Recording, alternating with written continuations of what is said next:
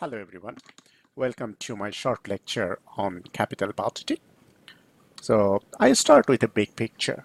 In a corporate world where management and ownership is different, the most acceptable corporate goal is to maximize shareholders' value or maximizing current share price in the market.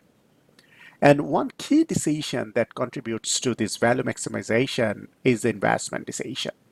So investment decision is basically finding out an investment project or an asset that is worth more than its cost. So in other words, investment decision is known as capital budgeting decisions. So capital budgeting is basically a process of identifying a project that is supposed to add value to a company. Now let's see some big investment decisions taken by some companies in the recent years.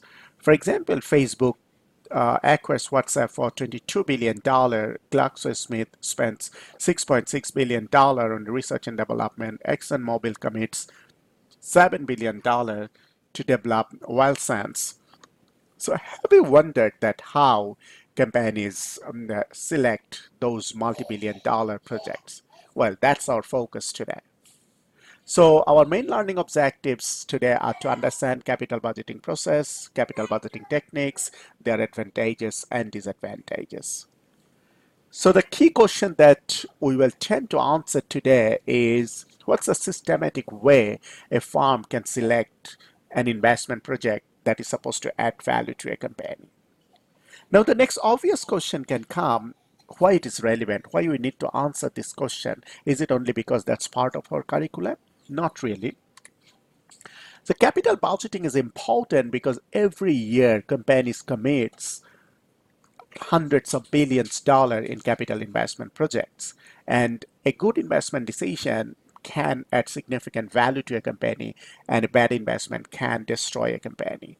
You can see this information from Australian Reserve Bank, and during the period of about 2016, you can see that mining companies have invested about $100 billion in capital investment projects. And also they contribute a significant portion in the GDP of an economy. So you understand that taking a good investment decision not only important for individual companies, it's also important for the overall economy. Now, capital budgeting essentially is a process where we estimate future cash flows of a project and compare it with its initial investment to decide that whether we accept a project and or reject a project. Capital budgeting techniques can be divided broadly in two categories: discounted cash flow techniques and non-discounted cash flow techniques. Discounted cash flow techniques depend on finding out the present value of the estimated cash flows of a project. So present value means the current value of a future cash flows. And non-discounted cash flow techniques, for example, payback period, does not depend on finding out present value of the estimated cash flows. So we start with payback. Payback period is a length of time required for the estimated future cash flows of a campaign of a project to recover its initial investment.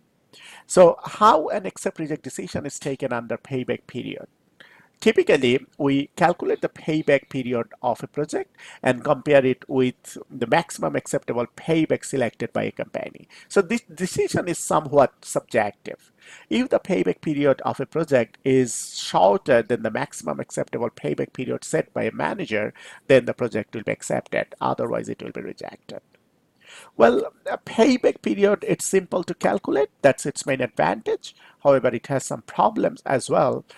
First of all, it does not consider time value of money, so it's not a sensible measure. And it also does not consider cash flows after the payback period. Here is an example where we have three projects, A, B, and C. Each has an initial investment of $2,000. For example, for project 1, we see that $500 is recovered in year 1 and year 2 each, and $5,000 is recovered in year 3. So you can see that $2,000 will be recovered in some time in year 3. So the payback period for this project is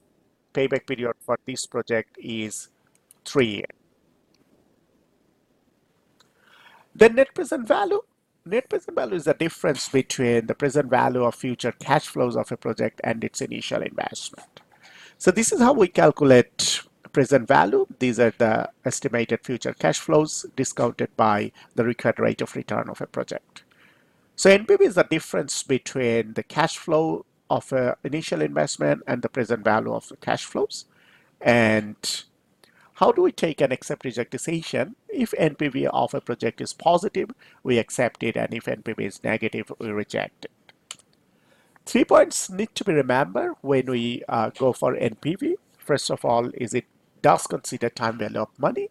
So it recognizes that the earlier the cash flow, better it is. And the second one is it solely depends on the cash flows, estimated cash flows, and the required rate of return of the project. So it does not depend on the accounting method chosen or the profitability. And also, since NPVs are expressed in current dollar, so NPVs of different projects can simply be added to find out a cumulative value of a group of projects.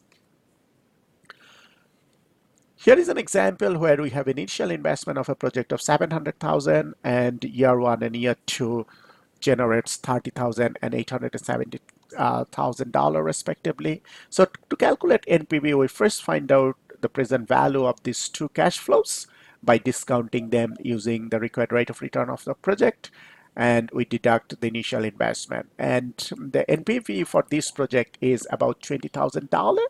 So since it is positive, we will accept this project.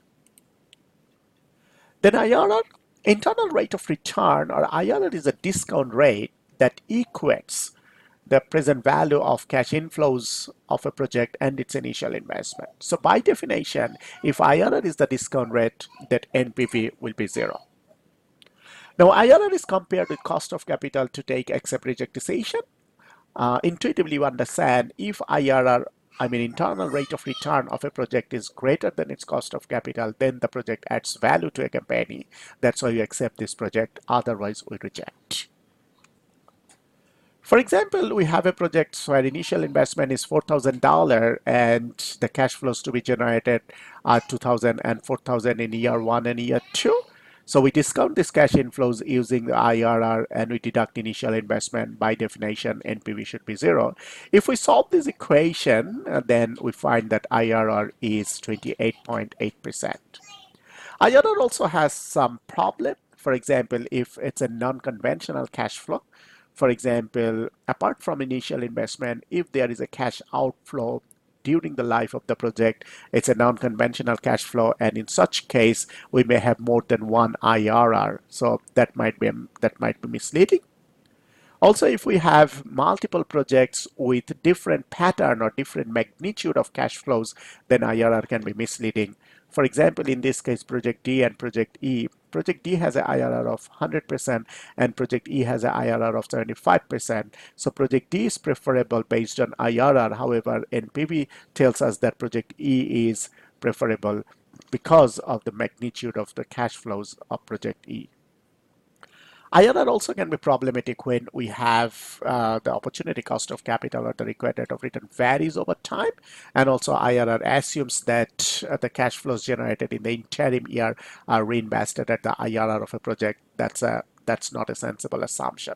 So given these problems, NPV is the most widely accepted capital budgeting technique.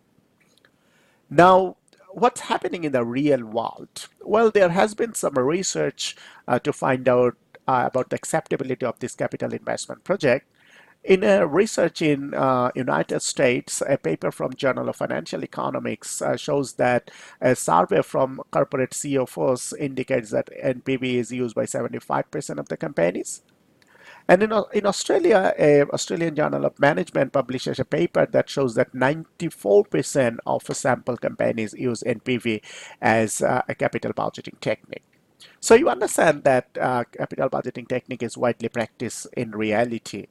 And I have did a little bit of research on these companies, what capital budgeting technique they use. And from their annual report information, I find that all of these companies use NPV as their capital budgeting technique. So to provide a summary, today we have learned about capital budgeting process, different capital budgeting techniques, their superiority, their advantages and disadvantages. Thank you very much.